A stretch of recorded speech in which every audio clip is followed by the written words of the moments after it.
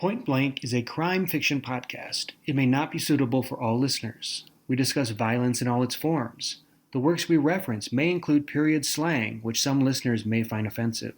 The hosts also have a tendency to swear.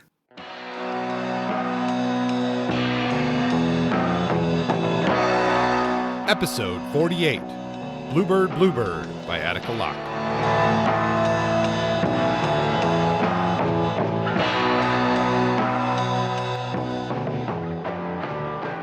Welcome back to Point Blank. My name is Kurt, and joining me once again is Justin. How are you today, Justin?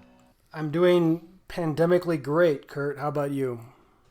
I'm doing all right as well, considering the state of the world. You know, Justin, what would be a good way to socially distance? It would be to go to the country, to go to a nice rural area where no crime ever happens, and things are bright and sunshiny and smell of fresh cow patties. How would you like to go to a nice country location today, Justin? I would love to have a bluebird land on my shoulder and somebody else hand me a glass of whiskey and say, "Don't worry, the world's okay." Yes, that's right. Except today's trip is going to be taking a look at the world of rural noir in the United States. And we're going to, unlike the picturesque farm that we may all have in our minds, we're talking a much darker landscape of the American rural environment, much more like a Johnny Cash song than, Old MacDonald, I guess, Justin. Are you ready to talk about this? Is this exciting to you? Yeah, I've always been partial to rural or country noir. When I was in grad school, I fell in love with Southern Gothic, which is a predecessor to rural noir and a close cousin. I love rural noir, just like I love hard-boiled fiction and any type of transgressive or marginal fiction that deals with things like class struggle, with dark racist past, with any social conflict that exposes a darker underbelly than the bluebird on your shoulder fantasy land that people like to occupy when they're not using their critical thinking skills. So I'm very much partial to this subgenre of hard-boiled or noir fiction, and I think we have a pretty nice lineup. Attica Locke, we'll talk a lot about Bluebird, which was a great read, and we also are going to spend some time exploring Chris McGinley's debut collection of short stories that came out by Shotgun Honey, published it last year. Talk about rural noir. We're really in those Kentucky hills as the myth and mythos and ghostly horror of the past seeps into our bones. So I'm ready. Yeah, I'm pretty excited myself. I've spent most of my adult life when I'm not been on a boat living in a city, but I grew up in the country, so I get that landscape, that sense of perhaps dark things lurking under the surface, that kind of thing. It intrigues me. The setting intrigues me, and I think there's a lot of really good storytelling to happen in country landscape of the United States. So I'm really looking forward to this one too. I'm just curious, before we dive into rural noir, has there anything you've been watching or just generally reading that doesn't fit into this podcast that you want to tell the listeners about? I've been reading a lot, and I think I can blame the pandemic for that, but I'm already well into the 40s for the year in terms of books read, which for me is pretty good. I try to read 52 books a year. So I'm ahead of schedule. I've read a lot of crime fiction. Let's see, other books that stand out. I can't think of any right now.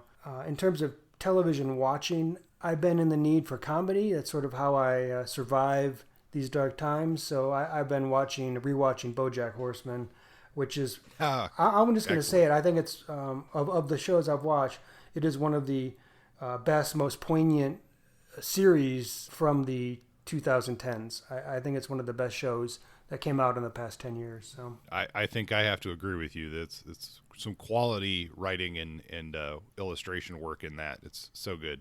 Yeah. How about you? I assume you have plenty to share. Well, I'm going to stay away from the books right now. I'm going to keep that to the show, I guess. But as far as television goes, I'm kind of like you. When I'm reading a lot of crime fiction or whatever, what I want from the screen is more comedy or lighthearted fare. I've been watching a variety of, let me even admit to something, Justin. There's actually a reality television show that I like.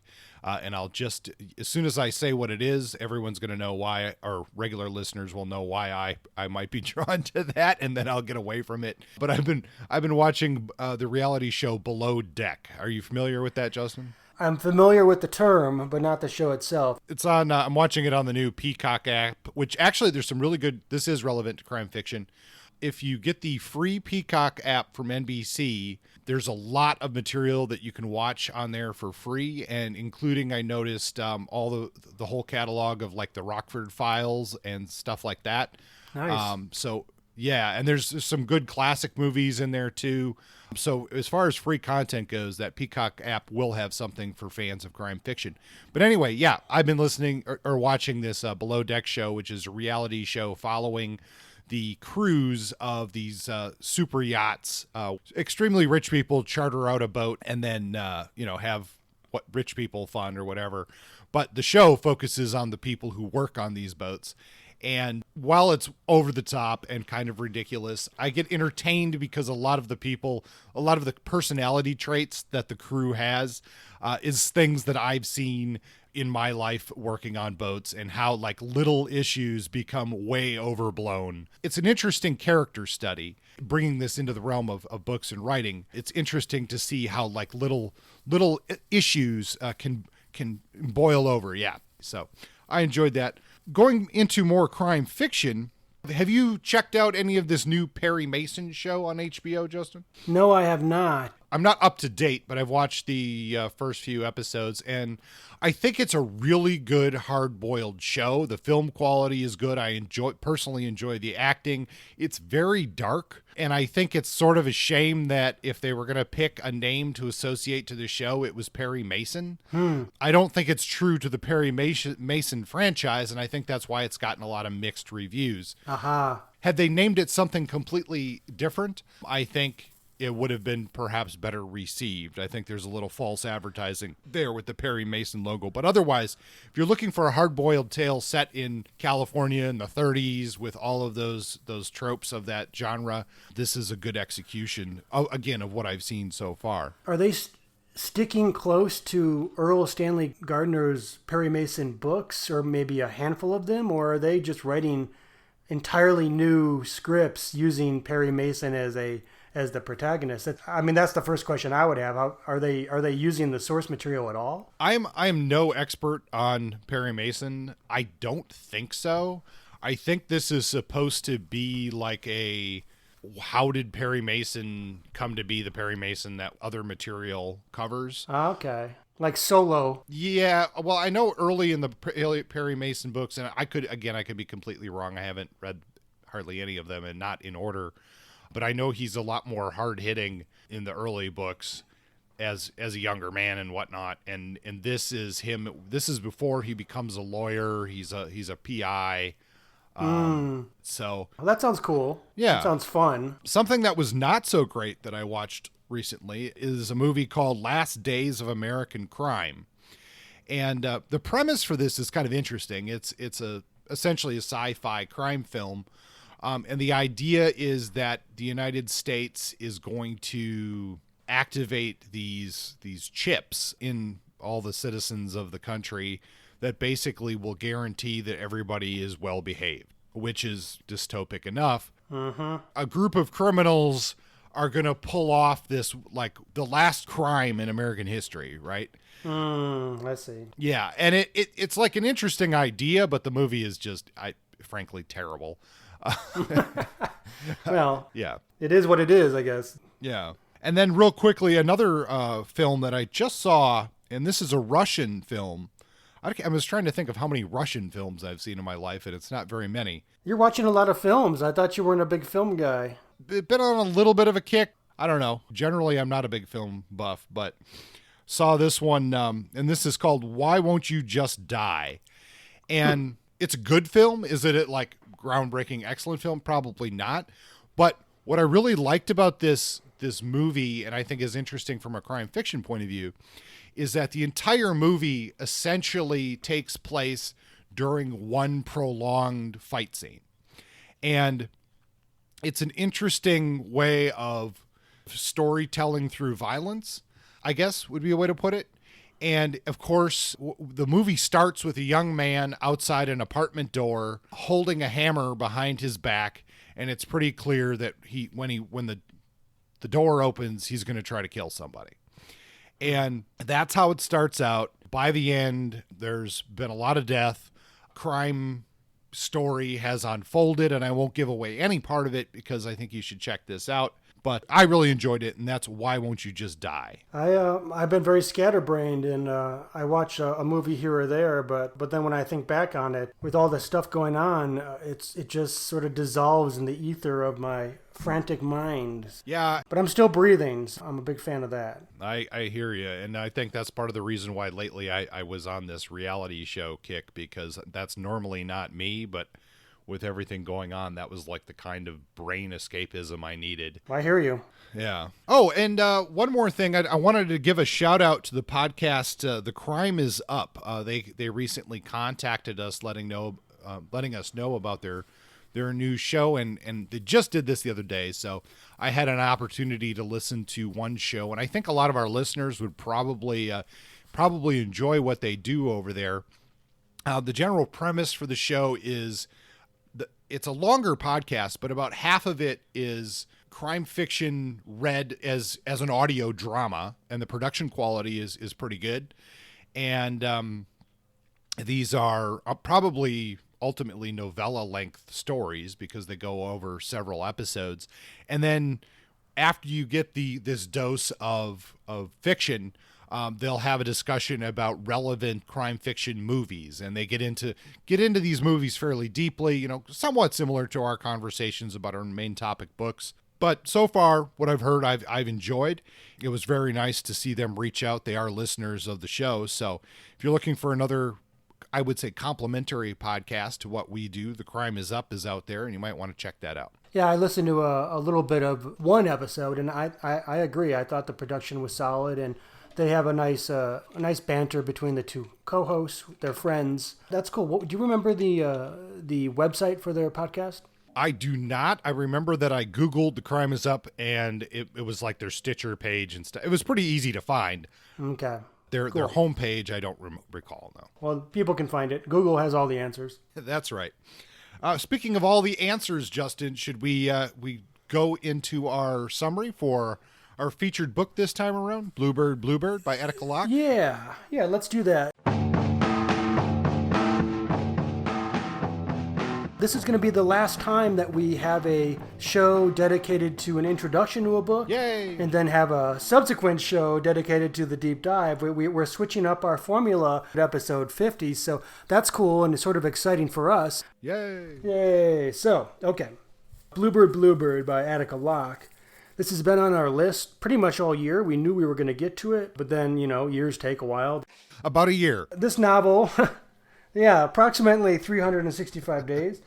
This was written by Attica Locke, published by Mulholland Books in 2017, and it centers around Texas Ranger Darren Matthews and his investigation of 2 murders, ultimately, in Lark, Texas. This is in East Texas, the wet Texas.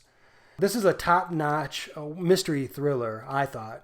It won an Edgar Award in the year after it came out, and I think it won that for good reason. We'll talk about that. Now, there's a prologue that sets the story up, but then the rest of this novel is broken down into 4 parts. So I'm going to offer my plot summary review based on the 4 parts. The first part is roughly 50 pages, and here we're introduced to our protagonist, like I said, Texas Ranger Darren Matthews. He wakes up late, hungover, and in emotional pain. We learn that he's separated from his wife, that his friend Rutherford McMillan, a.k.a. Mac, is on trial for the alleged murder of a white racist, and Darren himself is on trial for mistakes he made during the investigation. This isn't the primary investigation or plot of the novel, but it serves as a backdrop that sets up Matthew's fall from grace as he loses his badge temporarily and his position of authority. It is in this context that he stumbles into the case in Shelby County, Lark, Texas in particular, that compels him into action and really gets us into the beating heart of this novel. In part 2, Darren arrives to Shelby County, has his first interaction with Geneva Sweet, who plays a central role in the story, and discovers that Michael Wright did not die an accidental death. We are introduced to the major players in part 2. We meet Geneva, Wally, also known as Wallace Jefferson III, who's like the local boss hog, Wendy, who plays a role later in the story. We also meet Sheriff Van Horn, who serves as a local police antagonist to Matthew's police outsider. We also meet Randy, the wife of Michael, who has come to town to collect his body. She and Darren strike off a tentative friendship. Their intimacy is a driver in the plot, one where Randy serves as a surrogate, as I see it, for Darren's wife, Lisa. The part I'm not mentioning thus far is that Darren Matthews is a black man serving as Texas Ranger, and we're centered in East Texas, which is a, racial hotbed. Historically, it was Confederate, and a lot of those racial tensions are right on the surface throughout this novel. This is a novel about race. It's also a novel about class, and Attica Locke handles, I think, both attributes very well. In part 3, we get the meat of the case. Darren is actively investigating what turns out to be a murder investigation of Michael Wright, who was found dead in a swamp. But there's also another person in the same town, a white woman who was a local barkeep, and she was also murdered right around the same week that Michael Wright was. How are they connected? How are they related to the town itself? And how does Darren Matthews play a role in solving all of this without further putting his career and livelihood at risk? We get a lot of cool insider-outsider dynamics in this story. You know, who's in, who keeps the secrets, who's part of the in-group, and who, the sheriff comes to town and investigates. The FBI comes in and the locals don't like it. Darren's playing that role, but particularly because he's a black man coming in with a position of power in a black town with white leadership, a white sheriff and a white boss hog type businessman. You get a lot of that tension of who's in and who's out. But we also get family ties and bloodlines, as is common in a lot of Southern fiction from Faulkner on down. We get a lot of this who's in and who's out based on who's connected to each other in the past, who's a cousin of whom. And also you get questions of miscegenation and mixed bloodlines and the drama that comes and the secrets that are kept because of stuff like that. We also get like I said, class dynamics, outsiders with money or with prestige. Darren Matthews is not just a black cop who comes to town. He's also a smart, educated person with a law degree. He went to University of Chicago. He has in his future the possibility of leaving the Texas Rangers behind and going back to law. He has that option. Randy and Michael, the man who was found dead in the swamp, they're also from elsewhere. They are black folk who have degrees, who have careers, who have money, and so that plays off on the insider Lark community of black folk who are, working class. And you get a little bit of that dynamic, which I think could have been even more developed, but it's here. And I like to see that. I think it was handled mostly well. You get a lot of simmering in this book, a lot of stuff that's right beneath the surface. But also you get a lot of questions that drive the plot and keep the reader's interest. Who are the killers? How is the local business magnate Wally connected? Is this is the violently racist Texas Aryan Brotherhood involved? We know they're here. We see them. They pretty much occupy one of the bars in town, and they're a group that Darren Matthews has been actively investigating for a while. So how do they play a role in all this? Do the murders connect to the deaths of Joe Sweet and Joe Sweet Jr.? These are folks that we learn about that are connected with Geneva Sweet and sort of sets up there's all this backstory about their story, their family situation. And that's a can of worms that gets opened up in this novel. Is the sheriff of Shelby County, Van Horn, on the up and up? Is he somebody we can trust, or is he in on all the shady dealings that appear to be going on in town? By the end of part 3, Geneva Sweet, who is a character I look forward to talking about, she's been arrested for the murder of Missy, who's the white woman who has been found dead, and everything appears to be going wrong as you'd expect in a plot-driven novel. Now in part 4, we come to our climax. The cases get resolved. We get a good sense of what kind of person Darren Matthews is. As I saw it, most of the questions got answered pretty clearly. This book uses several tropes familiar to crime readers. I thought mostly done well. Our main character, as I said at the beginning, is a down and out, pretty much an alcoholic. We see his struggles with drink repeatedly throughout the novel, and he's in the midst of a broken relationship with his spouse. We have a love-hate relationship with him and his profession. Does he want to be a Texas Ranger? Does he not? You know, you get a lot of that beat down private eye, questioning his life scenario with Darren Matthews. Also, you know, there's a point of pride of being a Texas Ranger as a black man, as a Texan, as something that comes out of his family legacy. So you get a lot of these personal dynamics that are good fodder, I think, for character development. What else? We also have a damaged enough human and protagonist to be likable. I think Darren is a likable protagonist, but he has enough flaws that we see clearly that humanize him. Ultimately, as a black man in a position of power in a racist society, as a married man who spends the entire novel helping and defending the grieving spouse of the deceased man, Michael Wright, but also as an outsider cop in a black community, Darren Matthews is not completely trusted on that front by the power in that town or by the folks who are working class. So in a lot of ways, he's very much alone. And this is a novel about community and how he navigates. All this makes for an oxtail stew of intrigue. And overall, I found this book to be not only smart and thoughtful, but also tense and ultimately satisfying. There's very much a rural component to this. This is a small town noir, and it's a murder mystery, and it's a thriller. I give it 4.5 hits, and I look forward to talking about it in depth in the next episode. Kurt, what are your thoughts on this novel? Well, Justin, first off, I really enjoyed it. I think it's a solid piece of work, and I'm really glad that we're going to have a chance to dive deeper into it next episode. My rating is a little bit, a little harder to pin down, I think. This time I've had mixed feelings. There's a lot of, I really love the book. Don't get me wrong, but I might go with a 4.5 like you said. But initially after reading it, I was kind of like, well, I really like this. I didn't love it. And I was thinking more of a 4 out of 5. And this is, and the best analogy I can come up with here is this is sort of like that movie that wins the Oscars where you're like, yep, I understand why this won the award. It's a good movie, but it wasn't quite the movie. It wasn't my pick, you know? There's something missing from this, and it has nothing to do with the subject matter or really the there's a couple of maybe some plotting issues that kept it from being a 5-star book for me. I mean, generally, I'm kind of being nitpicky. I did love the book. I think it's a very very masterful example of blending a lot of complex issues with with a lot of characters that have a lot of depth and complexity to them.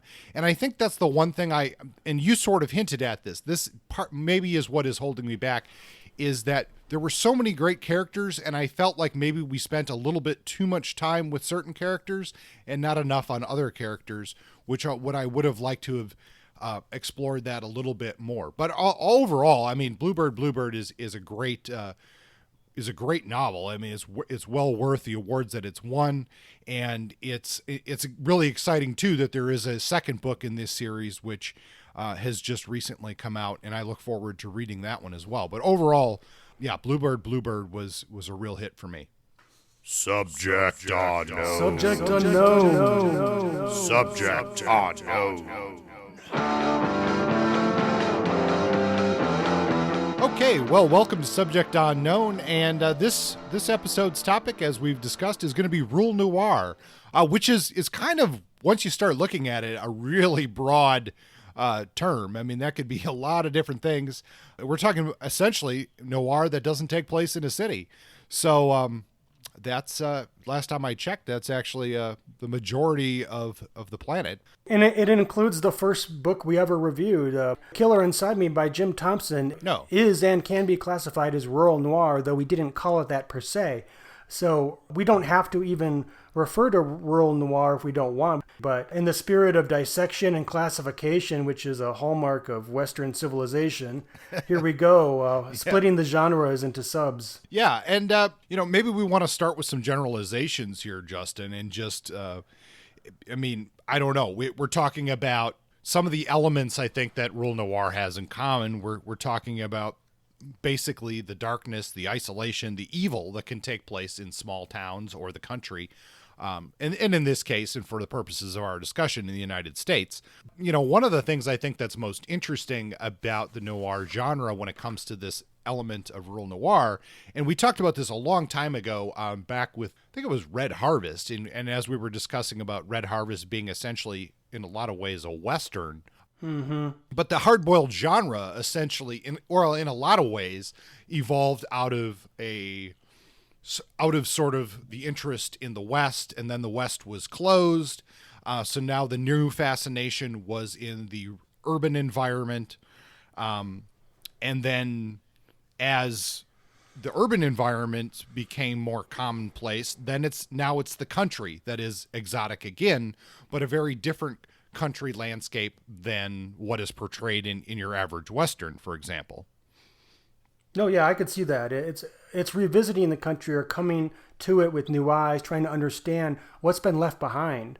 And there's not just places, spaces that have been left behind, it's people. And I think that's a key component of rural noir, as I've read a variety of definitions that are either vague or hyper-specific.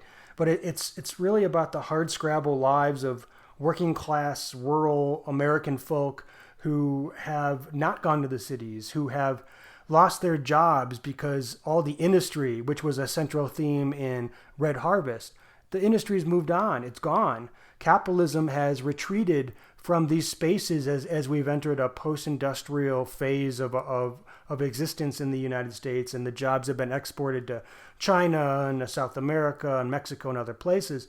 All of a sudden, we're left with people who are living in trailers without pensions and without wages, and with a rising meth and opiate epidemics. These are particularly present in rural spaces where this kind of desolation is commonplace. So I feel like so much of what rural noir is the stories of people who have been left behind and how they cope with both their legacy in these rich tapestries of history and mythology and folklore, and especially in the rural South, you get all those old stories in addition to aspects of race, which are present in pretty much all American fiction, but also then, this new sheen of being left behind, and how do you get by, and how do you cope when you feel like you're not wanted or that the world has passed you by. I mean, I certainly got that, and we're going to talk about Chris McGinley, but I feel like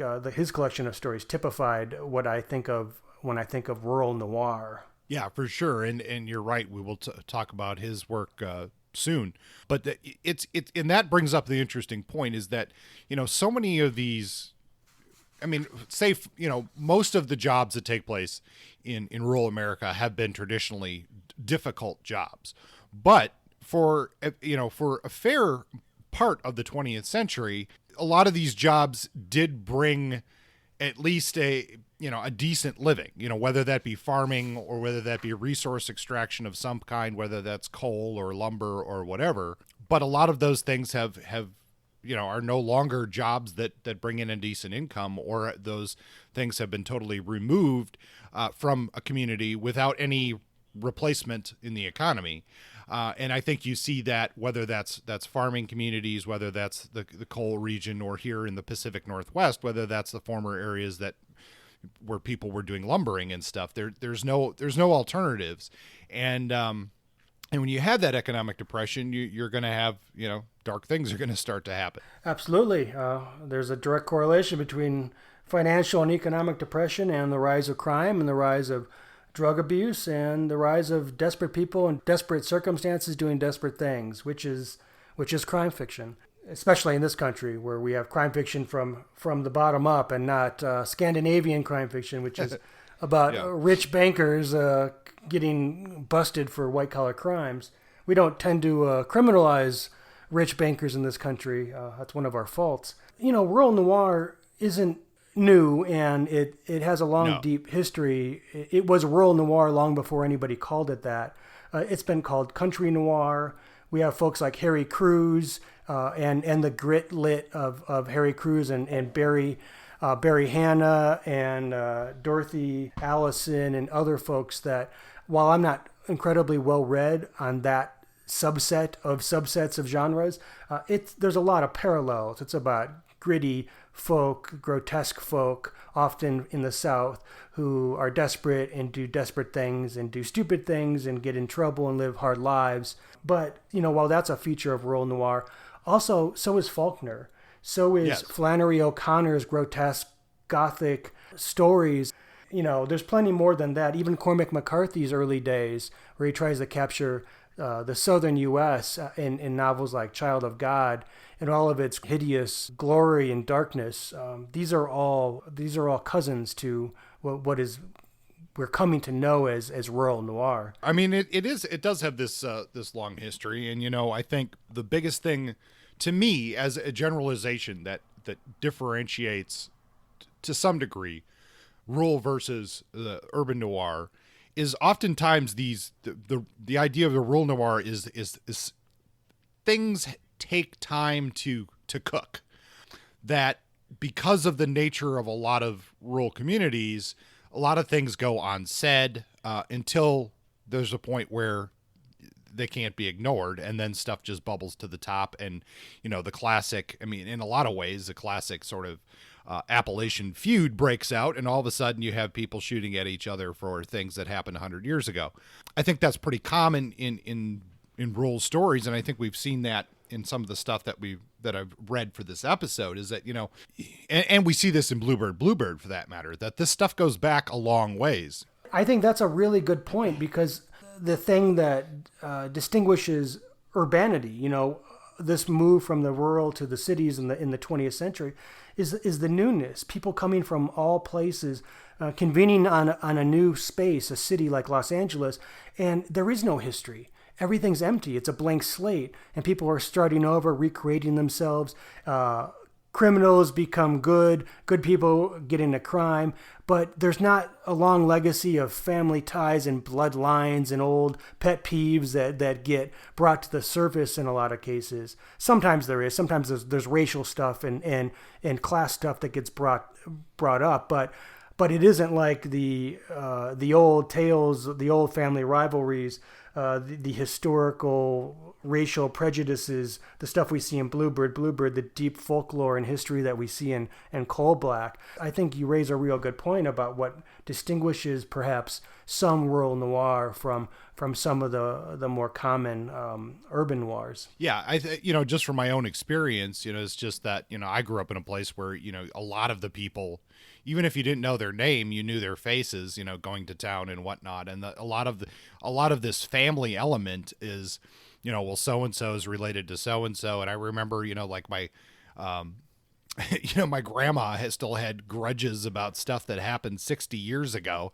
And, not to the degree of like, some sort of blood feud was going to break out, but it was like, man, the memory in that kind of community is very long when you have the same people, often not to some degree connected through blood or through business or what have you. It's the same people interacting over and over again, and that has a tendency to stir up a lot of potential for trouble. And you're right. I think when you at least in the tendency of the fiction that we've read, a lot of the urban stuff is more something happens, there's an immediate response. And you don't always see that in rural noir because these people people have a tendency to realize that they have to live with these people for generations, perhaps. There's a different approach to handling circumstances. You can't just directly confront things in the way you might in a barroom brawl in San Francisco. When you wake up, you're not going to have to worry about the consequences of that unless they're legal. There's a certain subtlety and propriety with the way you have to handle dealings with families and generations of people, racially or not, just to so that you can go to the grocery store the next day or go to the bank and not have repercussions. So yeah, the tightness of community, the close knitness of community, which is unraveled in any society where people flee to the city and lose connection to the deep roots of place and family, farming communities, those who stay and build deep roots. One essay I read, I forgot the author, but it was in Lit Reactor, and the essay is called "It's More Than Just Meth Labs and Single Wides, a Rural Noir Primer." One of the quotes from it I'll read, and I'm curious to know your thoughts on this.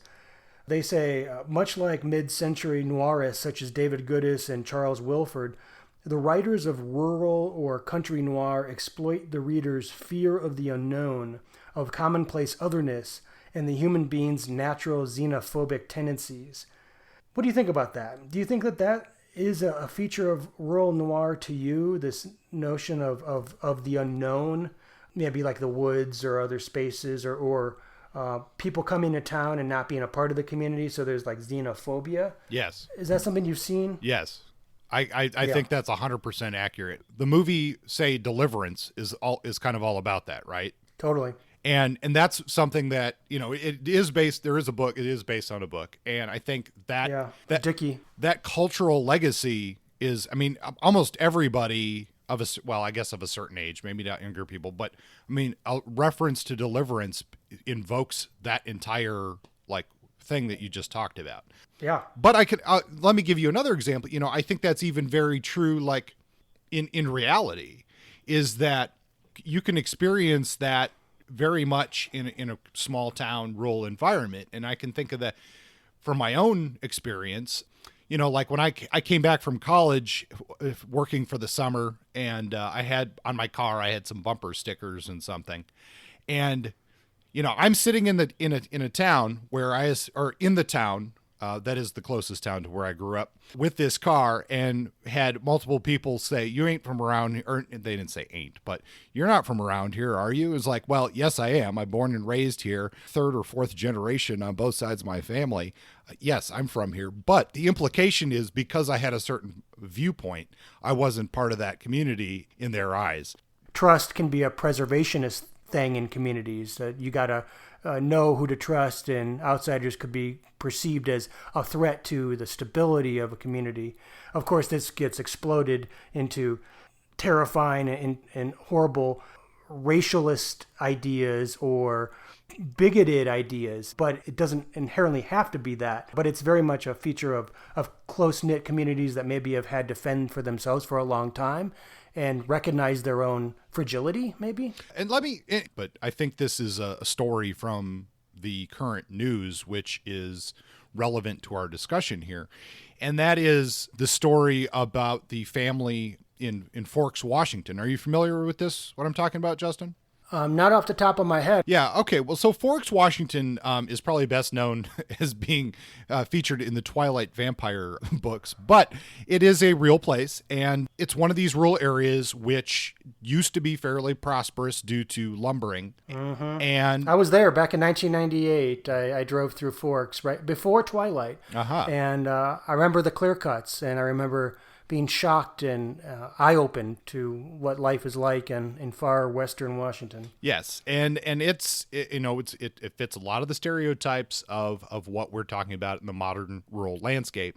Now it's pretty economically depressed, and there was no real alternative brought in for lumbering.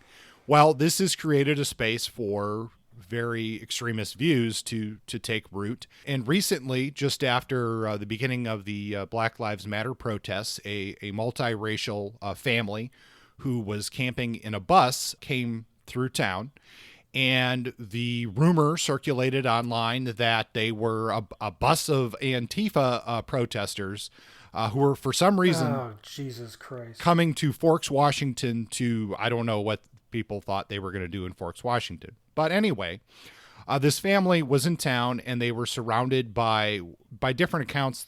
It was up to three dozen people who witnessed this. They were surrounded by people with guns. They were harassed. They were followed by multiple vehicles. They were trying to go camping. They went to their campsite, and the locals dropped trees on the road so that they could not escape, and started shooting guns around the campsite. And luckily, some local high school students or something went out there with their chainsaws and cut the trees and moved them so that these people could get out of town.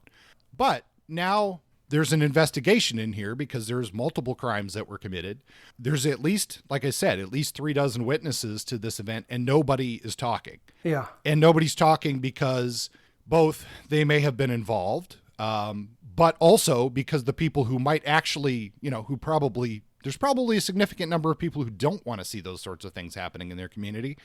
They're scared to talk because when the press leaves, when the police leave or whatever, they're the ones who are going to have to watch their backs if they were to talk in this small community. I mean, it's something out of a modern horror story, really, but that's happening today, and it's very much an example of a pretty extreme example, but an example of the xenophobia, the thing that can happen in small town America. That's an interesting story, and I'm sure it's not unique, sadly, but of course you look at it from one side and I want to go, oh my God, QAnon and conspiracy theorists, people reading the wrong kind of news and exaggerating reality and creating phantoms where there aren't phantoms. But on the other side, what are the folks who are trying to keep this bus out of the community doing? Well, in their minds, they probably think that they're actually trying to save their town from a genuine threat. As false of a threat as that might be in reality, we all live in our own realities, and this reality is one where they think that they're protecting the fabric of their community from outsiders. And in that sense, that seems like a good thing to them. I mean, it creates for the tensions in a story when you have those two types of points of view, because both sides is absolutely right and both sides will fight, and it creates the perfect potboiler conflict in rural noir for a plot. In reality, it's disheartening because obviously fake news and all that. We're getting into the modern context here, but a little bit of away from rural noir, but I think we are speaking to the fact that there is a lot of potential for more crime fiction that deals with real social issues of today. And I think that's what we're seeing in Attica Locke's Bluebird. It would be interesting to see, to me, if Locke had written this today, if it would be a slightly different story based on what's happened since the publication of this book. But I think if there's anything that all of this speaks to is that how well Locke captured the complexity of this rural landscape in her book, and we'll get into that in our next episode. I agree, but we should move on. We should. Before we do that, I just wanted to list a couple of authors, more modern authors, and this is predominantly like grit-lit type authors, but to look into. We spoke about Jim Thompson, of course. We talked about Deliverance, Cormac McCarthy. We've mentioned on the show in the past, I really enjoyed the work of Frank Bill in his book Crimes of Southern Indiana and Donnybrook. That definitely is some good rural noir. I really love, and I'm surprised I haven't brought his name up yet, but you'll find it next episode in 5-Round Burst. I'm going to talk about Daniel Woodrell, his Bayou trilogy, Winter's Bone. I absolutely love his work. If I was to tell you to read some rural noir right now, other than Bluebird, he might be the first name I would tell you to go read. Absolutely loved his work. Stuff I haven't read, but I've seen recommended is Matthew McBride's A Swollen Red Sun and Benjamin Whitmer's Pike and Cry Father. So those are some other works to check out. Cool, and I have a couple myself. Some I've read and some I have not. One I have read that is not set in the South, which seems to be a common feature of a lot of rural noir. This is actually set in Michigan. It's American Salvage by Bonnie Jo Campbell. Another author who writes good rural noir and deals with similar themes to Attica Locke is Tom Franklin. His collection Poachers is on the list. And another person we didn't mention, Larry Brown, is more grit-lit, but he's also a name to seek out.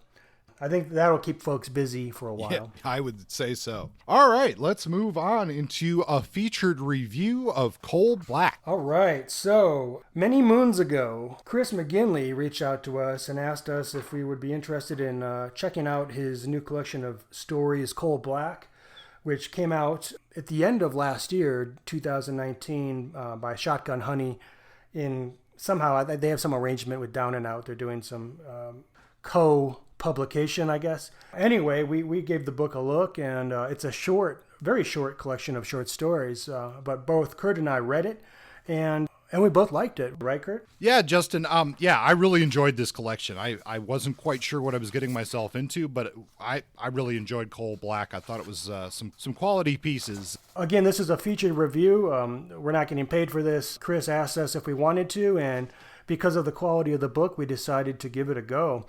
So let me tell you a little bit about it. This is McGinley's first collection. He's a newer writer, or at least newer published writer, and this is a collection of dark, gritty, rural noir tales set in Kentucky, in the hills of Kentucky, which is, one of these classic Appalachian spaces for noir, given a lot of the stuff we talked about in Subject Unknown. McGinley's a formidable writer and crafter of a taut plot and character-driven stories. These stories are all related. A lot of the same or similar characters occupy the pages. The space is the same, the place, the history. There's a lot of interweaving and mythology in these pages that make the book feel longer, deeper, and richer than the actual 120 pages or so of the collection. Whether we call it rural noir or country noir or grit lit or Southern Gothic, these are genres that take place seriously. And like I said, this collection is no exception. Taken as a whole, this is a collection rooted in place in history of Appalachia.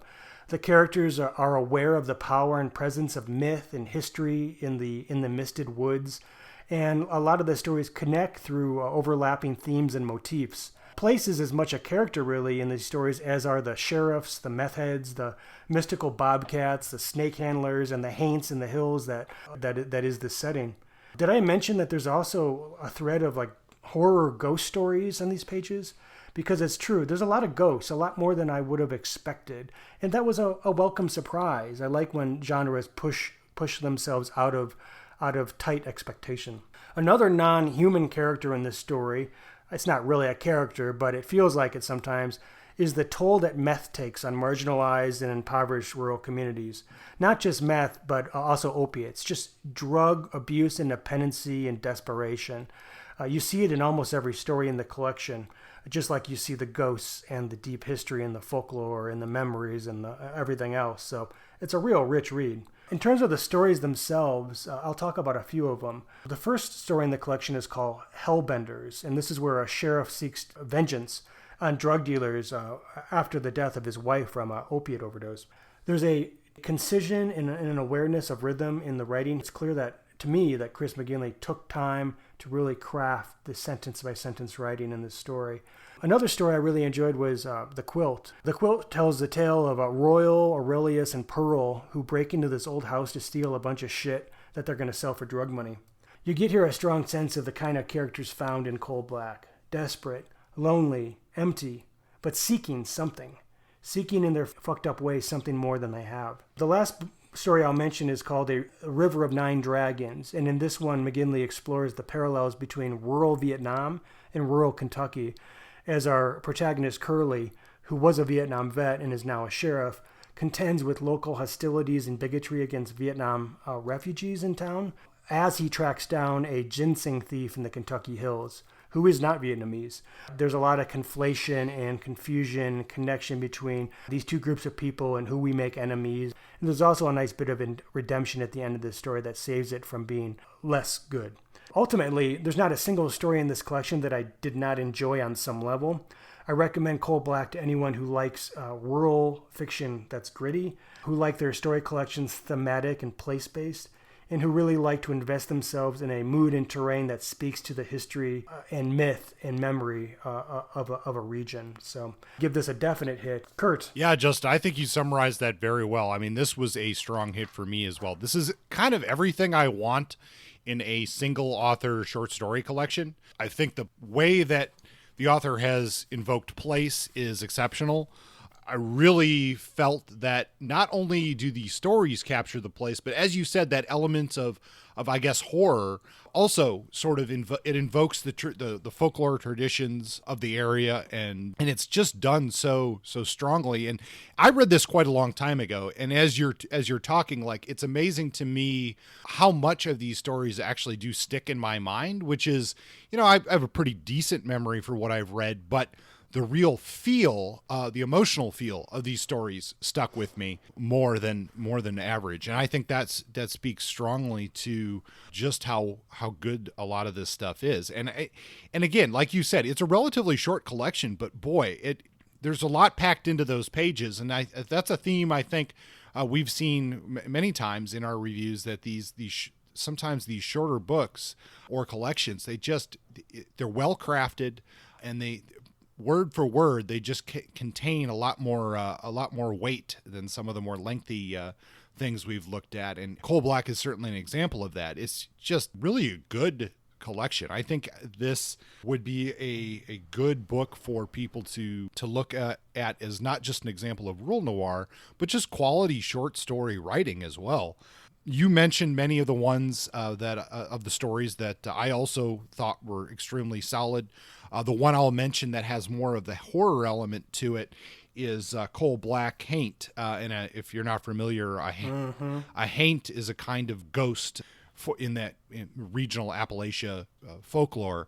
And I thought that one was really strong as well. But I mean, overall, all these stories were very good. Coal Black was exactly what I hoped it would be. I don't think you could go wrong reading this book by Chris McGinley. When you were saying that, the evocation of place in the story and the emotional heft of the stories, I think about how it'd be cool if I could see all of these stories turn into short films. Yes. And shown as a collection. Like, they're so cinematic and they're so rich. I just feel like, there's something really powerful about this collection, and I think it's an attention to detail. I imagine that he took some time to write these, and I feel like, just like good poetry, which, a whole poetry collection could max out at 60 pages because of the density. I feel like this book was a dense read, no fluff, just depth and content, rich content, and that's one of the reasons why, though it's short, it feels like carrying a gold bar or something. yeah, maybe a big lump of coal or something. Yeah, deceptively heavy. I'm very happy we had a chance to read it. Go read that book, folks. Coal Black. All right, Forgotten Classics. This time for Forgotten Classics, I do have a piece of early rural noir for you, and that's They Don't Dance Much by James Ross. This came out in 1940. And a lot of authors, this is kind of one of those books that is kind of obscure, but when you start digging around, you'll see some authors like Daniel Woodrell claims that this is an excellent book. So let's see if it is in fact. This is set in western North Carolina at a fictional crossroads town of Corinth. It starts off with farmer Jack McDonald. He's broke. This is Depression era America, and he needs a job. He finds work with a fellow named Smut Mulligan, who owns a road. I know, Smut Mulligan, and he owns a roadside gas station at this crossroads just outside of town. Now, Smut has plans for a bigger business, and he opens basically a roadhouse, and so he's serving alcohol and food, and has some cabins and stuff like that. Well, he brings Jack in to help with this roadhouse, but yet money is still a bit of a problem, even though the roadhouse is successful. Smut is presented as a shady character with a sort of mysterious past, and soon he has a plot to steal some money from a wealthy customer. Well, this happens fairly early in the book, and as you might expect, once the money has been stolen, a murder has been committed, it is really a story of how things go wrong from there. Now, let me just say that I think this is the type of classic where I think it's a classic that in the sense that if you're interested in the history of crime fiction, if you're interested in the history of rural and southern fiction, then yes, you should probably read this. Does this stand up to time? No, I don't think it does, and here's why. While it is very good at using southern regional dialect language, and that kind of thing, it has a racist quality to it, which does not age well. The N-word is used throughout, and while you might be able to excuse this as it's because this is told from Jack's point of view. That's Jack's point of view. it's a little strong, and I had a problem with it for that reason. This book was praised by the likes of Raymond Chandler and Flannery O'Connor, but this was the only book that James Ross ever published. Ross was born in 1911 and died in 1990. He was born in rural Stanley County in North Carolina. He briefly worked as a newspaper reporter for a local morning newspaper and the Greensboro Daily News. He wrote 2 novels, only one of which was published, and that's the one we're discussing. The other one is In the Red, and I have no idea what that was about, other than that he wrote it. Now, he also wrote some short fiction for Collier's, the Swanee Review, and Argosy, but he made his real mark on the literary community by becoming a literary agent in 1970. And it was through this that They Don't Dance was reissued in 1975. And that's actually when a lot of people discovered this book. It wasn't very popular when it was published in 1940. Now, again, I'm going back to this to say, would I recommend this? With hesitation. Is it a classic? Again, yes, I think it is a classic, but some classics don't really age well, and this is one of them. They Don't Dance Much. Thanks for that. That's a new one for me. I'm not sure that I'll read it, but it's good to know that it wasn't a total waste of time. No, it's a little bit like James M. Cain's Postman Always Rings Twice, but if you're going to read a book about a crime taking place at a roadside diner, read that one. I will. All right, and last up to date, we have a short biography of Attica Locke, and with our policy here, if the writer is still alive, we usually don't dive too deeply into their biography, but let's talk a little bit about Locke. She was born in 1974 in Houston, Texas. She's an author and a writer and producer of television and film. She's married to a lawyer. His name is Carl Fensky, and they have one daughter. They currently live in L.A. Locke is a graduate of Northwestern University and got a fellowship at the Sundance Institute they have some sort of feature filmmakers lab, and she's worked on screenwriting and directing. She's written scripts for Paramount, Warner Brothers, Disney, Fox, Jerry Bruckheimer Films, HBO, and DreamWorks. She's probably best known as a writer and producer of the TV show Empire. And we've actually discussed Locke before when we talked about the controversy over the Edgar Award remember the prosecutor of the Central Park Five? Yeah, we got some shit for that. Yes, we did. It's funny. Yeah, which was pretty much bullshit. She was the one speaking truth to power in that issue. Yes, that's correct. Yeah. And she worked on a Netflix documentary series about that issue called When They See Us. So she knows the case inside and out, and that's where that all stemmed from. She also has worked on Hulu's Little Fires Everywhere. Now, her publication history here, Bluebird is sort of the book that really propelled her into the spotlight. But her first book was Blackwater Rising in 2009. The second book, The Cutting Season, in 2012. Pleasantville in 2015. Bluebird in 2017. And then the sequel to Bluebird is Heaven, My Home, which came out, I believe, late last year in 2019. She's been nominated for many awards, but most notably, she won the Anthony Award and the Ian Fleming Steel Dagger Award for Bluebird. And, I think, as we discussed earlier, well-deserved.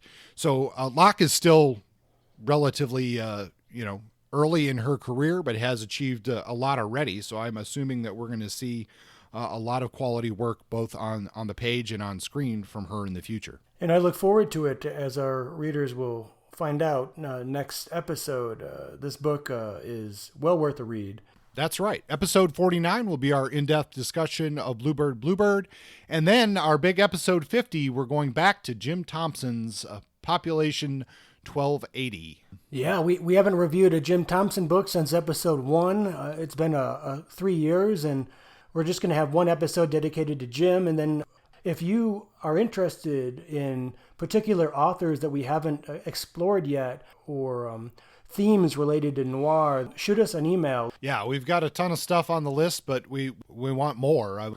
So I am looking forward to that Pop 1280 because Jim Thompson, it'd be nice to spend some time with him again. It's also a nice transition because it's Texas crime fiction. It's rural crime fiction. And it's also kind of cool that we did a character of Lou Ford in episode 1. And here with episode 50, we're going to see the evolution of Jim Thompson's writing and essentially the evolution of the Lou Ford character in a new sheriff, Nick Corey. So looking forward to that. How to contact us. Go to our website, pointblankpodcast.com, to get all our episodes and reach out to us. We have a Facebook page, Point Blank Hardboiled Noir Detective Fiction. Twitter handle, @pointblanknoir. Gmail, pointblanknoir@gmail. And we have a Point Blank group on Goodreads, as always. Go check that out if you want to get into discussions of a variety of crime fiction topics. And if you like the show, go give us a 5-star rating on iTunes. It does help us, I think. And tell your friends about us. We're still looking to increase our fan base and spread the word about crime fiction, including rural noir. And if you want to support the show, we do have a Patreon page. You can throw us a couple bucks. I know we just had a new supporter join the page. Yes. I didn't write down the name, but I will do that in post. Lawrence De Toma and Joshua Levy. See you all next time. Bye-bye.